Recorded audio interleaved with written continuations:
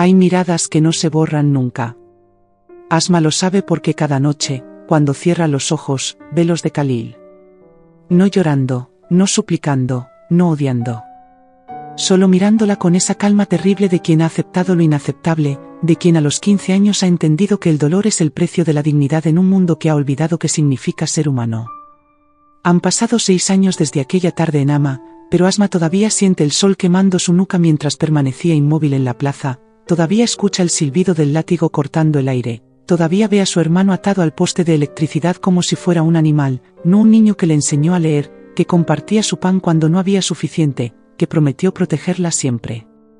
Pero comencemos antes del poste, cuando Khalil todavía podía caminar sin cojear y Hama todavía fingía ser una ciudad en lugar de un campo de batalla. Era julio de 2017. La guerra en Siria llevaba 6 años triturando vidas con la eficiencia de una máquina diseñada específicamente para convertir esperanza en cenizas. En el barrio de Al-Hamidiyya, la familia Saleh sobrevivía en ese limbo particular de las zonas disputadas, demasiado cerca del frente para estar seguros, demasiado lejos para huir. El padre de Asma había desaparecido 2 años antes. Salió a comprar pan una mañana y nunca volvió. Algunos decían que lo habían detenido en un checkpoint. Otros susurraban sobre una explosión en el mercado. La verdad se perdió en esa niebla de guerra donde los desaparecidos flotan entre la vida y la muerte, nunca confirmados, nunca llorados apropiadamente. Su madre, Fátima, mantenía a la familia como podía. Cosía cuando había tela, horneaba cuando había harina, vendía lo poco que les quedaba de valor cuando no había nada más. Khalil, con sus 15 años que parecían 30, se había convertido en el hombre de la casa por defecto, no por elección. Asma adoraba a su hermano con esa devoción feroz de las hermanas menores en tiempos de guerra. Él era su escudo contra un mundo que se había vuelto incomprensible. Cuando los bombardeos sacudían el barrio, Khalil la abrazaba y le contaba historias sobre cómo reconstruirían Siria cuando todo terminara. Cuando el hambre apretaba, él siempre encontraba algo, una fruta en un árbol abandonado, un trozo de pan que sobraba de su porción. Pero Khalil tenía un defecto fatal en la Siria de Assad, no sabía agachar la cabeza. Cuando los soldados del régimen patrullaban el barrio, exigiendo respeto con la punta de sus rifles, Khalil los miraba directo a los ojos.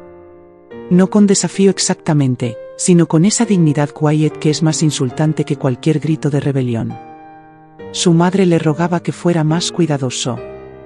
En Siria, ser joven y orgulloso era una combinación potencialmente letal. Pero Khalil tenía la terquedad de los adolescentes multiplicada por la rabia de ver su país destruido, su padre desaparecido, su infancia robada. El problema comenzó con el graffiti. Alguien había pintado "Assad asesino" en la pared de la escuela abandonada. Letras rojas como sangre sobre el concreto gris. Nadie sabía quién había sido, pero en los barrios bajo sospecha, la culpa colectiva era suficiente. Los soldados llegaron al amanecer. No los conscriptos asustados que a veces pasaban, sino las fuerzas especiales, los que tenían reputación de no dejar testigos. Fueron de casa en casa, arrastrando a los jóvenes, buscando al artista anónimo del graffiti. Cuando llegaron a la casa de los Saleh, Khalil estaba preparando el desayuno. Aguado y pan duro, pero presentado con el cuidado de quien se niega a dejar que la guerra robe toda dignidad. Los soldados entraron sin tocar, las botas manchando el suelo que Fátima mantenía impecablemente limpio a pesar de todo. El líder, un hombre con cicatrices que hablaban de batallas o torturas, miró a Khalil de arriba abajo. Vio las manos del chico, buscando rastros de pintura.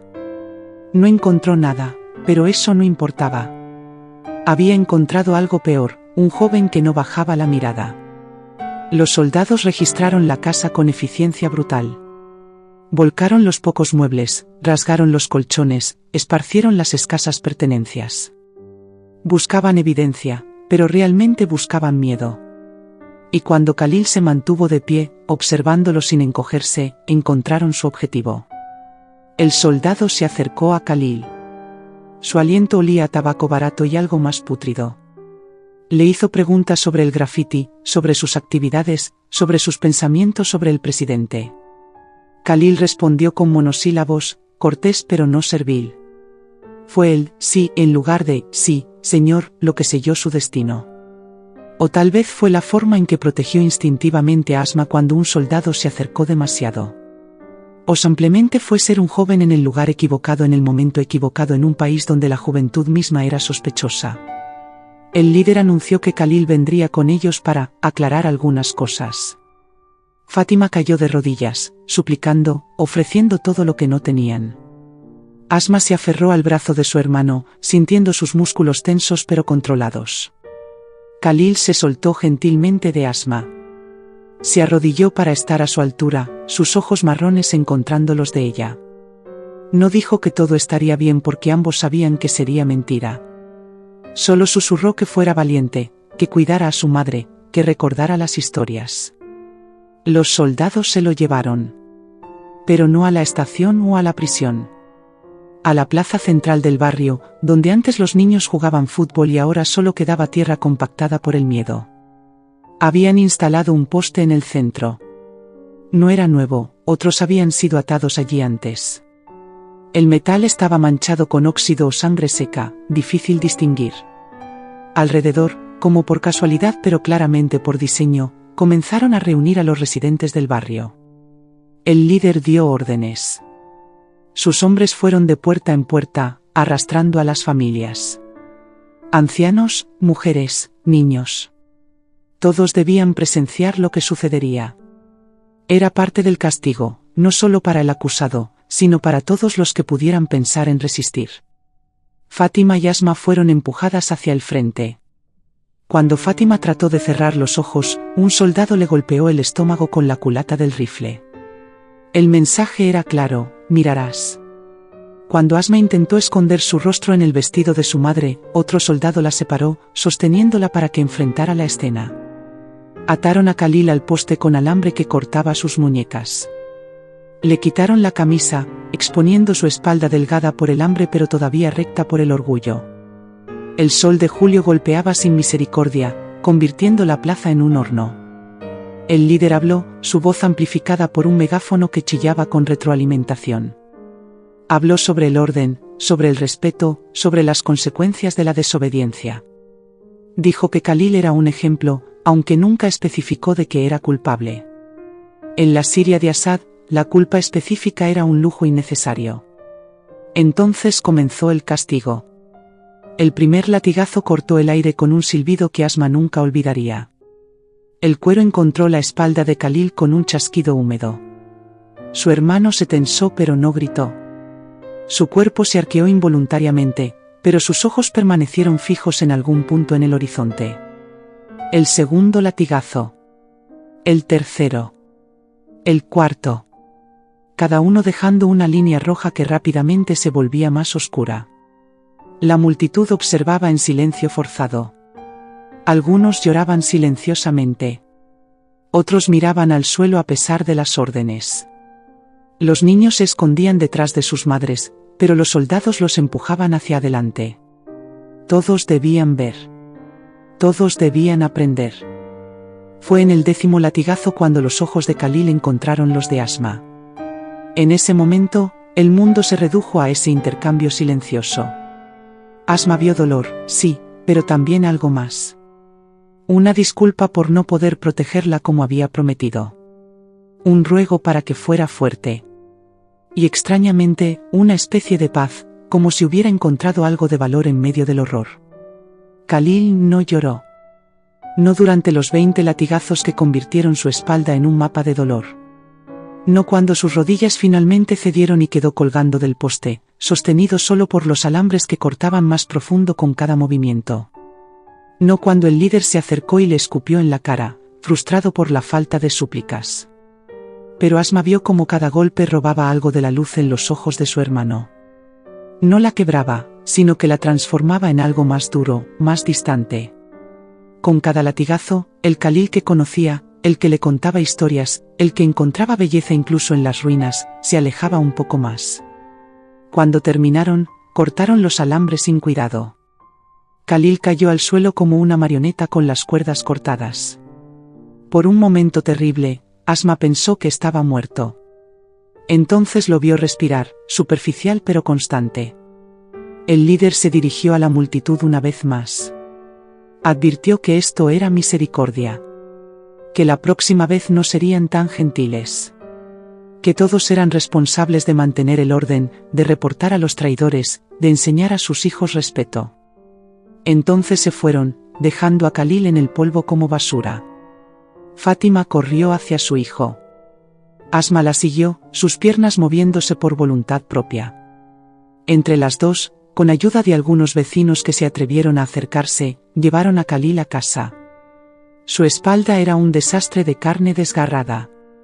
Fátima limpió las heridas con el poco agua limpia que tenían, sus lágrimas mezclándose con la sangre. Asma sostenía la mano de Khalil, sintiendo cómo apretaba con cada toque del paño. Khalil no habló esa noche. Ni la siguiente. Ni la siguiente. Cuando finalmente lo hizo, su voz había cambiado. Era más ronca, como si los gritos que no había soltado hubieran dañado su garganta desde adentro. Pero lo peor era cómo había cambiado por dentro. El Khalil que emergió de esa experiencia era una sombra del hermano que Asma conocía. Todavía la cuidaba, todavía ayudaba a su madre, pero había una distancia ahora. Como si una parte de él hubiera quedado atada a ese poste, observando eternamente. No volvió a mirar a los soldados a los ojos. No porque hubiera aprendido la lección que querían enseñar, sino porque ya no veía el punto. Sus ojos miraban a través de ellos, como si fueran fantasmas, como si nada de esto fuera real. Por las noches, Asma lo escuchaba gemir en sueños. A veces gritaba, los gritos que no había soltado en la plaza finalmente encontrando salida.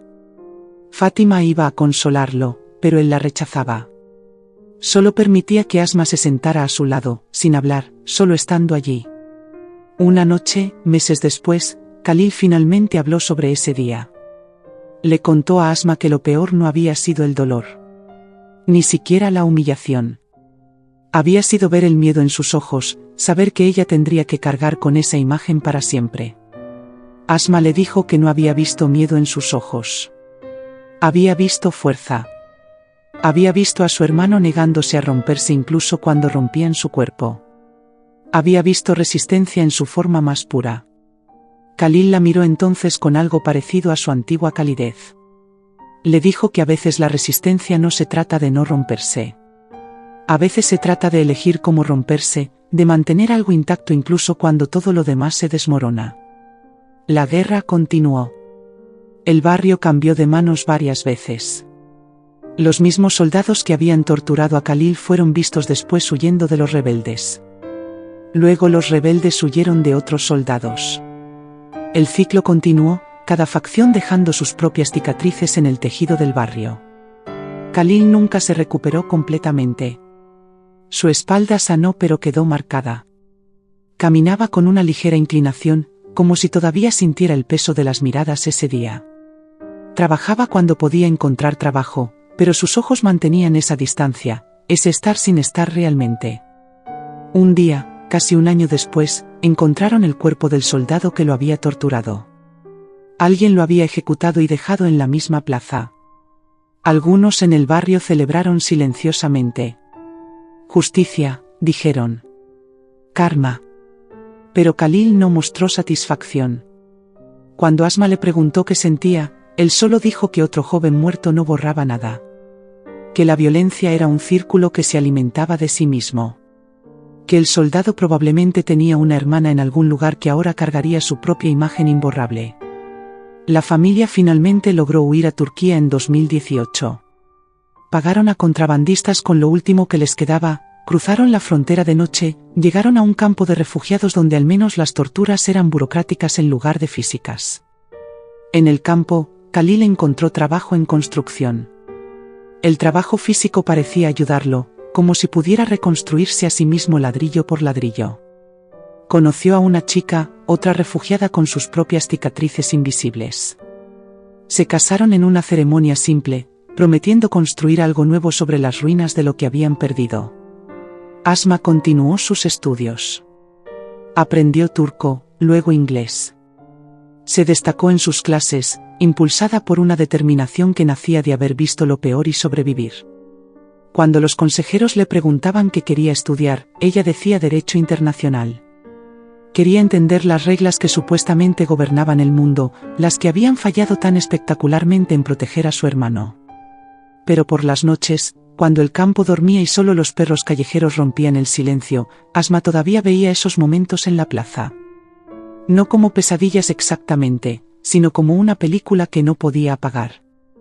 Veía a Khalil atado al poste, veía su espalda arqueándose con cada golpe, veía sus ojos encontrando los suyos. Y en esos ojos, veía toda la complejidad de lo que los humanos pueden hacerse unos a otros. Veía dolor y dignidad, derrota y victoria, quebranto y resistencia, todo mezclado en una mirada que decía: esto es lo que somos capaces de soportar, esto es lo que somos capaces de infligir, esto es lo que queda cuando despojamos toda pretensión de civilización. Un día, años después, Asma estaba en una conferencia sobre crímenes de guerra. El ponente mostraba estadísticas, hablaba de convenciones de Ginebra, de cortes internacionales. Todo muy ordenado, muy legal, muy alejado de la realidad del polvo y la sangre y los ojos que no lloran. Durante las preguntas, alguien preguntó sobre la efectividad de la tortura como herramienta de control. El ponente dio una respuesta académica sobre estudios psicológicos y contrainsurgencia. Asma levantó la mano. Cuando le dieron la palabra, no habló de estudios o teorías. Habló de un chico de 15 años atado a un poste. De cómo el castigo diseñado para romperlo había roto algo más fundamental, la ilusión de que hay reglas, de que hay límites, de que la humanidad significa algo cuando el poder decide que no. Les contó cómo su hermano no lloró, no porque fuera fuerte, sino porque entendió en ese momento que sus lágrimas no cambiarían nada. Que en un mundo donde te pueden atar a un poste y torturarte por mirar a alguien a los ojos, las lágrimas son un lujo que no todos pueden permitirse. Les dijo que la verdadera tortura no fue lo que le hicieron a Khalil. Fue lo que hicieron a todos los que fueron obligados a mirar. Fue convertir a una comunidad entera en cómplices silenciosos, en testigos impotentes. Fue enseñarles que su compasión no valía nada contra el poder de lastimar.